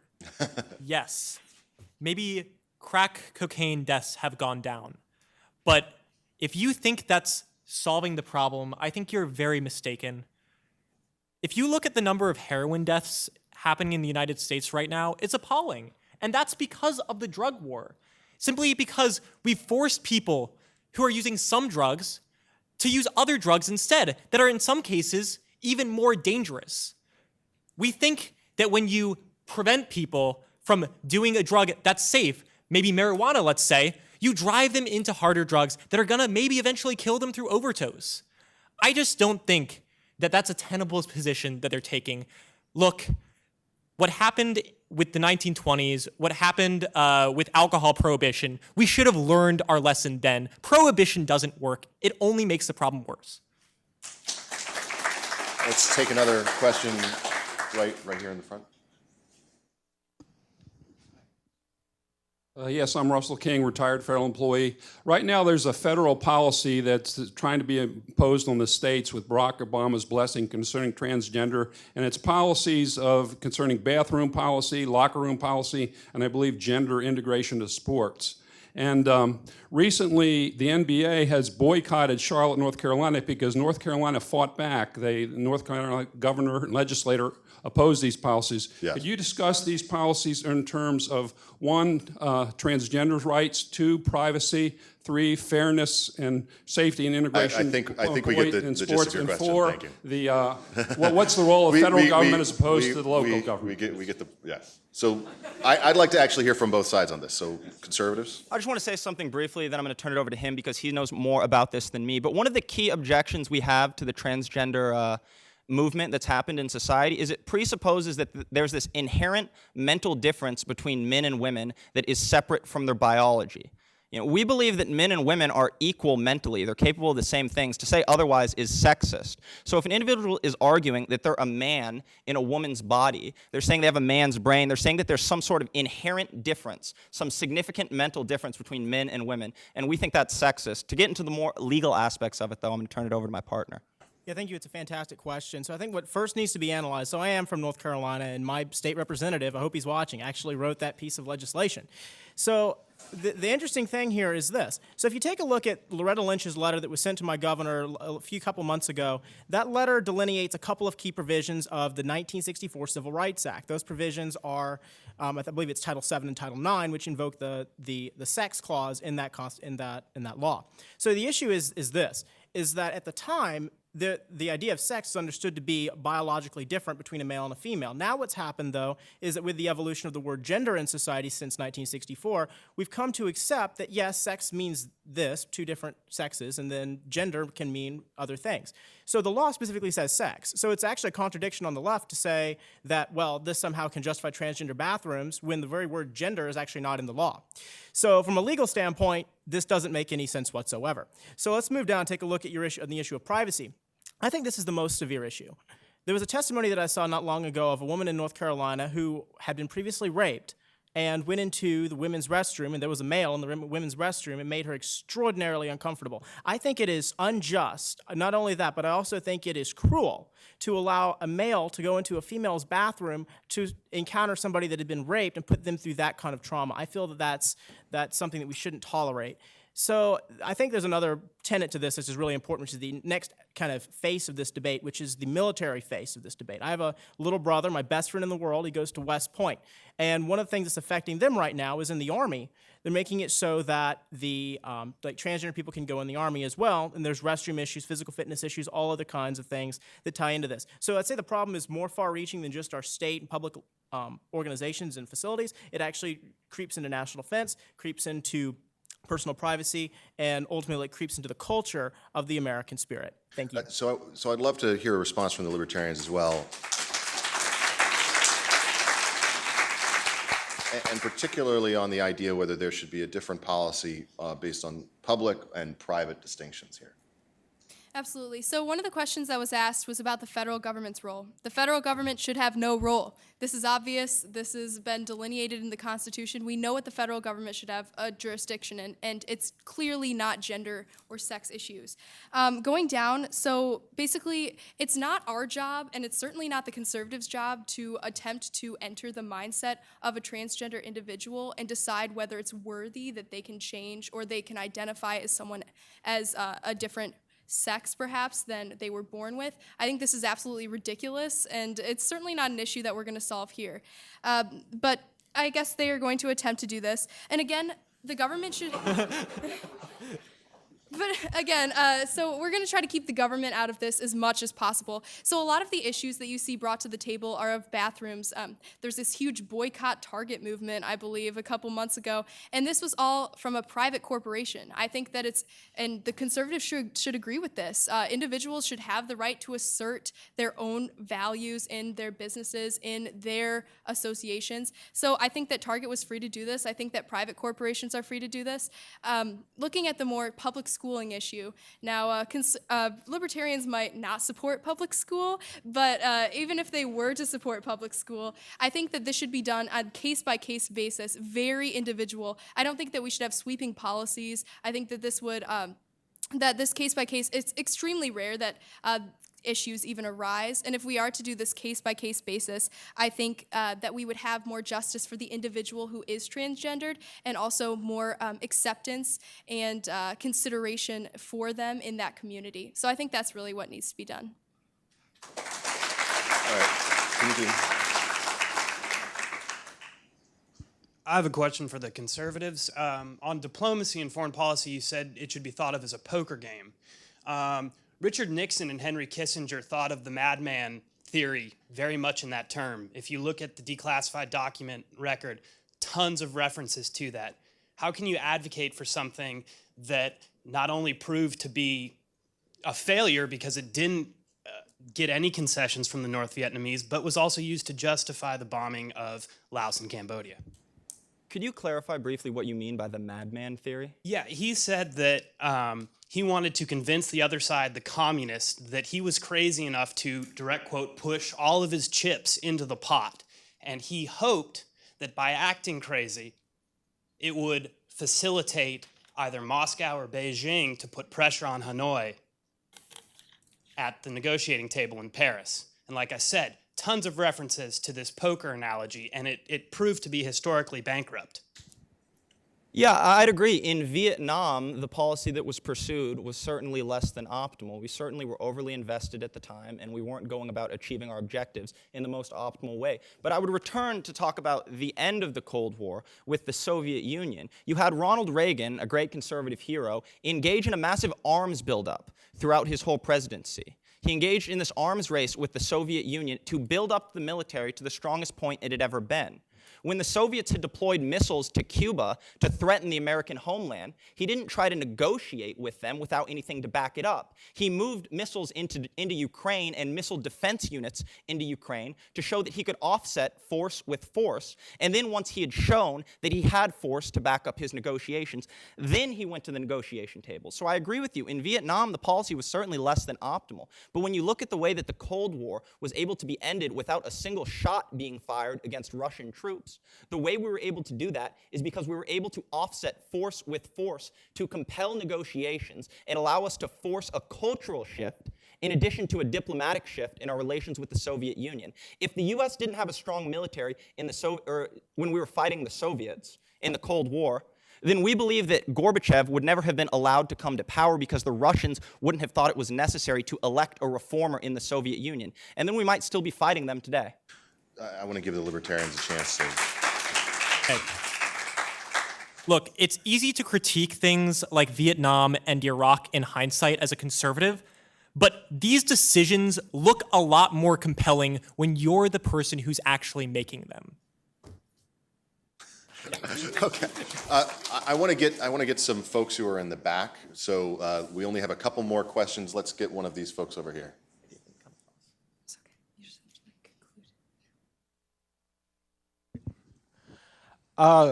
And I understand on the libertarian side there is some conflict on this one, but I'd really like to direct this to both sides. When it comes to abortion, the right to life, what are your stances on these?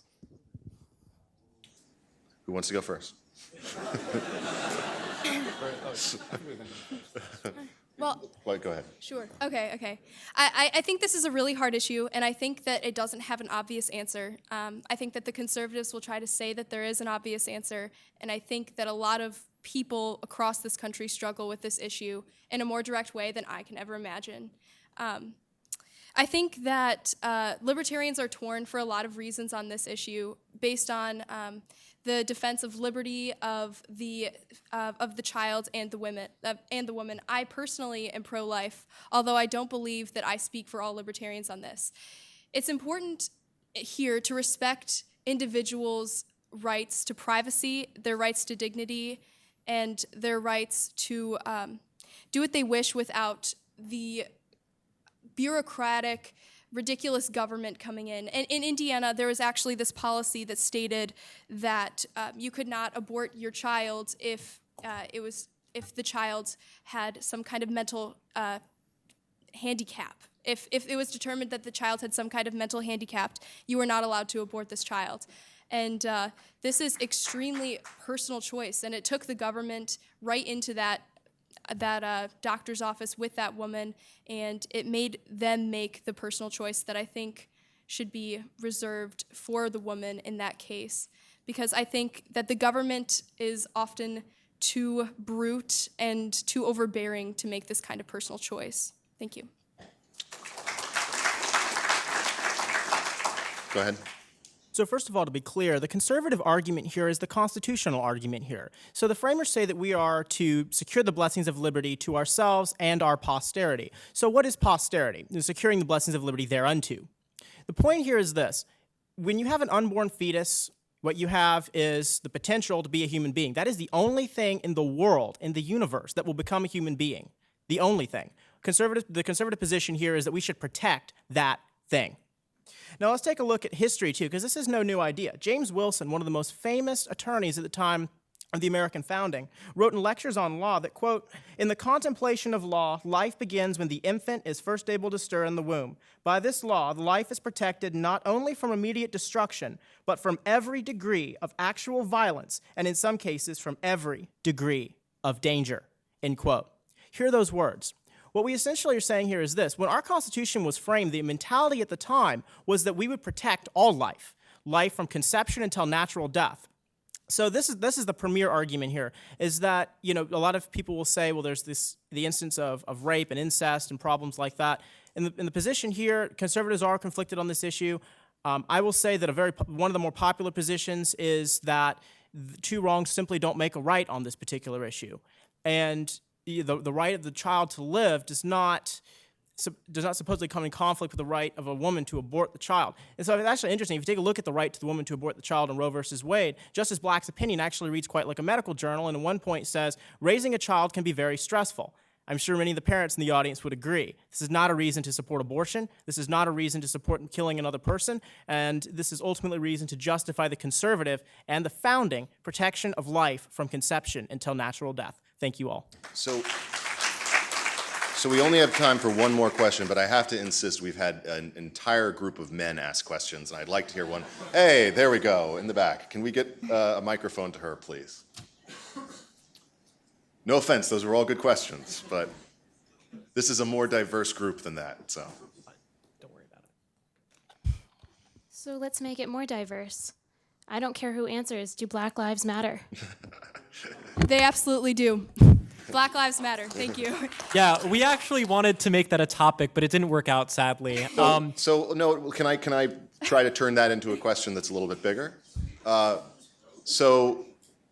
We've seen the rise of the Black Lives Matter movement. They have a lot of different priorities. I don't think that there's necessarily a clear conservative, libertarian sort of division on these. The divisions run in different areas, from whether it be broken windows policing or the way that we supply our police with over-militarized equipment, things along those lines. I'd like to hear from the conservatives what they believe ought to be done in terms of reforms to the way that we do policing in America to perhaps help answer some of the concerns of the BLM movement. Yeah, we're not going to sit up here and say that the concerns of the Black Lives Matter movement aren't valid. They certainly are. It really is appalling how a lot of members in some of our most vulnerable communities, low-income, inner-city black communities, view the police as an invading force. And part of the issue is with the police departments not being diverse enough to represent the community. We're a big proponent of community policing. When you see a police officer, you shouldn't see someone that you can't identify with. You shouldn't see someone who you view as some sort of invader. You should see a member of your community that's trying to build order in that community. It should be someone that you can respect. Now, there have been certain instances where police officers have acted horribly with regards to young black men in our society, and there have been some instances where the media has over-sensationalized certain instances of police violence. And we're not here to debate which issues were justified and which issues weren't. But the conservative position is we need to build community. If you want to talk about fixing the really endemic problems with the low-income black communities in our society, you also need to encourage educational attainment. You need to encourage some sort of ladder out of the inner city. You need to ensure that these individuals have the ability to attend schools so that they're not stuck in cyclical poverty and fed through the prison system.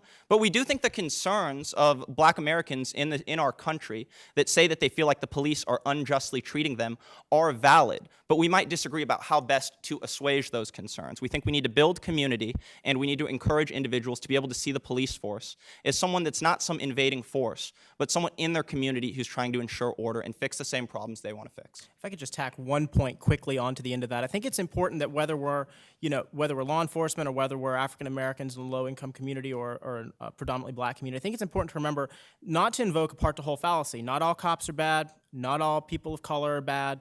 This is not something you can take to invoke and say, well, because so-and-so was killed, we can justify shooting all of these innocent cops, or because so-and-so was killed, we can justify, gunning down innocent African Americans. So I feel like it's important that we take that logical understanding to take a step back and actually look at the innocent until proven guilty procedure here. Thank you. If you wanted to offer a short response to that. Yeah, absolutely. So I think that the conservatives have a lot of lofty goals there. I think that building community, helping the police be viewed in a more favorable light, I think those are great goals, but they're extremely vague and they don't really address the question. They don't really address how we're going to move forward and how we're going to build this community, how we're going to fix this. And I think that what's most important here is that the police be viewed, obviously, in a non-negative light. And perhaps police should be taken out of the communities even more than they are now. There was an interesting article I read recently that supposed that police should be treated more like a fire station. So we're never concerned about the firefighters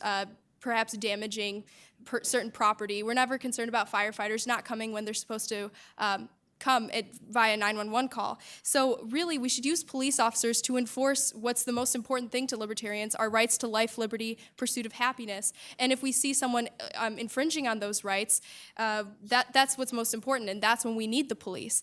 However, we see these tragic deaths occurring in traffic stops, and I think that that's what really needs to stop. We need to relook at the role of police in society, and I think that that's probably the best approach forward.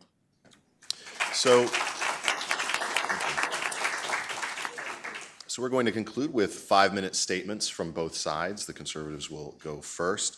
And give us your concluding remarks to close us out here.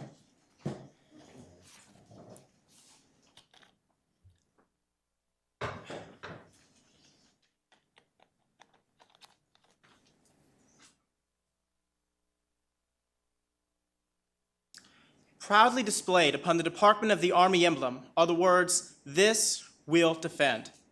The Army continues this pledge, as its soldiers have done for over 240 years. Let us not forget tonight what Americans are called upon to defend and conserve, and why. We are inheritors of an exceptional country, conceived through self-evident truths and constitutionally committed to secure the blessings of liberty, not just to ourselves, but to our posterity in turn. This is the purpose of our government. It was in this spirit that America's founders, who with firm reliance upon divine providence, mutually pledged to each other their lives, fortunes, and sacred honor, so that today, centuries later, you and I might live free. Benjamin Rush proclaimed in 1798 that without virtue there can be no liberty. Libertarianism abandons this wise advice of America's founding fathers. Abdicating virtue, it recklessly favors a world predisposed to limitless license rather than prepared for lasting liberty. This penchant for moral relativism is what philosopher Alan Bloom calls the closing of the American mind. It means that libertarianism understands men simply as selfish bodies, not as persons, mindfully accountable to any responsible moral nature. Plato teaches us that any man governed by an unaccountable soul, although free in appearance from every external restraint, is in fact the most unfree, because he is ruled by the dictates of his own insatiable passions. Edmund Burke would later confirm the same principle in 1790 when he prophesied that liberty without wisdom and virtue is the greatest of all possible evils, for it is folly, vice, and madness without tuition and restraint. Logically, this worldview precipitates reckless politics, and libertarianism is no exception. The Cato Institute's founder, Murray Rothbard, proudly held on page 100 of the Ethics of Liberty that parents should, quote, have the legal right not to feed their child, i.e., to allow it to die, end quote. This issue is at the crux of our disagreement tonight. Libertarians would call such action your liberty. We call it a disgusting dereliction of duty. As Benjamin Franklin emerged from Independence Hall one hot day in September 1787, a woman just enthusiastically approached him on the steps, and she said, Mr. Franklin, what type of government have we got, a republic or a monarchy? And Ben Franklin replied sagely, a republic, madam, if you can keep it. Conservatism understands that the greatest gift bequeathed to us by our founders, the greatest investment, was not a history of political thought, wonderful, fanciful language, or even the Constitution itself. It was America. The greatest investment was in us. And we, the people, did they entrust the greatest and most precious gift ever known to the history of mankind in the United States of America. Unlike libertarians, conservatives understand that our God-given right to liberty is coupled with a duty here on earth to defend it so that our sons and daughters may live a better and nicer life than we did. Now, will we responsibly defend marriage, the single institution recognized by founder Theophilus Parsons as being essential to the peace, harmony, and virtues of civil society? Or will we recklessly dream of a utopia in which it is privatized, licensing the left to use nightmarish state force to redefine it in our reality? Will we responsibly maintain a robust military capable of providing for the common defense as the Constitution exhorts, in accord with peace through strength? Or will we recklessly cede to the world to the nefarious wiles of Vladimir Putin? Will we responsibly honor the Constitution and create dignity and citizenship? Or will we recklessly abrogate rule of law and reduce citizenship to not more than a vacuous label bestowed upon him whose feet may rest firmly upon American soil, but whose heart is hardened against our spirit, love, and patriotism? Only you and I can right the course of our wayward American boat, away from the rocky crags of progressive socialism and back to the founding principles that we all together, as conservatives and libertarians, know, love, cherish, and seek to preserve. Keeping our republic will require each of us together to take an oar on our boat and start rowing before it's too late. President Reagan famously called our American gift a shining city upon a hill. Conservatism vigilantly defends not just the principles that define our country, but the spirit in each and every one of us that keeps our country forevermore shining. We proudly proclaim that ours is one nation, under God, indivisible, with liberty and justice for all, that we may treasure the torch of liberty until such time as the next generation of patriots shall assume our mantle to do the very same. It is this that our country contends. And ladies and gentlemen, it is this that we as Americans are called and duty-bound to defend. Thank you all for your time, and good night.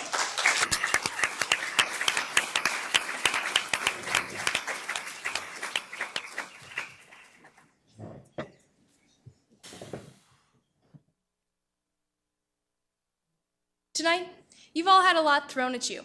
You've heard name drops, you've heard statistics, you've heard quotes from founding fathers. You've even heard that libertarians would let their children die. Which we wouldn't, by the way. I might not be around if that were true. But this might have all helped us analyze the differences between libertarianism and conservatism, but in some way it misses the point. Why are we here tonight, and why are we having this discussion? Why is it that libertarians are so adamant about their message of freedom and rights? Simply put, it's because liberty matters. The main reason that my partner and I are on the libertarian side tonight is because freedom and individual liberty are proven to be the best way to help human prosperity, wealth, and happiness. Liberty is consistently the best way to help the world's downtrodden. Protecting liberty is the best way to provide for the poor. It's the best way to lower infant mortality and raise life expectancy. Freer nations are safer. They're characterized by less crime and effective protection of rights. Libertarian policy is the best way to prevent international conflict and create cooperation and free trade amongst nations. We're arguing for libertarianism tonight because when the government attempts to legislate away vices, they cause unintended consequences that ruin lives. By ignoring the Constitution's enumerated powers, they chose to make marijuana possession and use punishable in a court of law. In my home state of Indiana, if you're caught with more than an ounce on your person, you can be convicted of a felony. And if you're convicted of that felony, that means that you cannot vote, you can't run for public office, it means that you can't serve in a jury, it means that you are not able to own a firearm. While all of this might make someone feel like a second-class citizen, it might make them feel removed from society, the big harm comes when that felon leaves jail, when she will have to check the box on the job application that indicates that she has been convicted of a crime. This results in lifelong underemployment. Convicting individuals for victimless crimes creates victims, and a punishment that lasts far longer than a simple prison sentence. We advocate for liberty for the person in Latin America or the person in Asia who wants the best for him or herself. Why should a person have to live in third world squalor when an American wants to hire him? By what right does the government get to prevent a voluntary contract between an employer and employee and squash a man's basic right to mobility? Right now, the laborer, the skilled worker, and even the engineer and the doctor have difficulties immigrating to the United States, even though every measure suggests that our businesses, our industries, and our markets need the help of these foreigners. We recognize that it's not the government's job to discriminate, and it's not their job to determine which nationalities of people are worthy of the privileges that we were lucky enough to be born with. We're on the side of libertarianism tonight because an expansive American foreign policy causes unjustifiable violence. Just a few weeks ago, the United States was conducting routine airstrikes in Syria, intending to minimize the threat of terror. They made a mistake. The bombs they dropped did not eliminate a terror threat, but rather 73 civilians, fleeing the violence and chaos in Syria that Americans enabled through their misguided interventions. At least 35 of those killed were women, and 20 were children. Conservatives should agree. Good intentions, like fighting terrorism or poverty, do not justify policies that fail to achieve those ends. And these kinds of mistakes are all too common in our war on terror. Without fail, a scandalous story hits the papers a few times per year. Poor intelligence or risky choices leaves innocent civilians dead, later to be categorized as collateral damage. This kind of brutality is what incites anger against the United States. It's what creates more backlash against our policies. It's this kind of intervention that creates the next generation of terror. My partner Patrick and I decided to argue on the side of liberty tonight, not only because it best protects freedom and rights, but also because it provides the best outcomes. We're libertarian for families that have to live in fear of being deported, for the immigrant looking for opportunity. We're libertarian for those in prison convicted of victimless sentences, for the gay couples who weren't afforded the same privileges as the straight couples. We're libertarian for those who wish to freely practice their religion, for the conservative on Berkeley's campus. Conservatives think that they have all of the answers, for us here, for those in Syria, and for all of us around the world. In their efforts to legislate these answers and to impose their worldview, they forget about the real human costs of those impositions. Liberty and freedom matter. That's why I stand before you today, proud to have defended libertarianism. Thank you.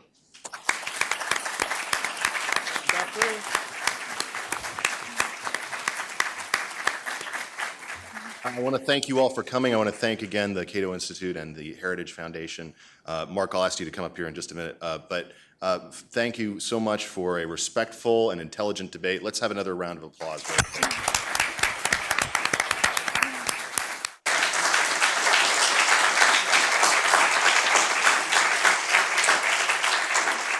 Emily Eakins has asked me to tell you that you will be receiving a survey once again in the email with a number of different questions regarding your reaction to this debate tonight. And given that we've had a lot of quoting of Jefferson and Franklin and everyone else back to each other, you left out my buddy Sam Adams, who I'm a big fan of.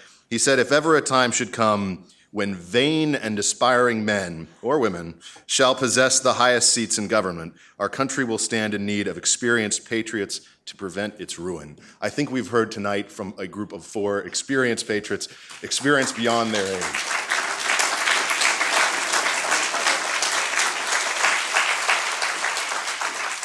Mark, if you'd like to come up and just say a few words.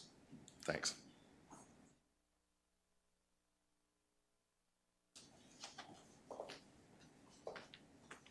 No long remarks, don't worry. I'd just like to say thank you on behalf of the Cato Institute and our friends at the Heritage Foundation for attending tonight. And again, I would like to remind you that we will have a reception out here in the Winter Garden. That's our fancy name for our lobby. And also up on the 2nd floor, up the spiral staircase. So thanks again for coming.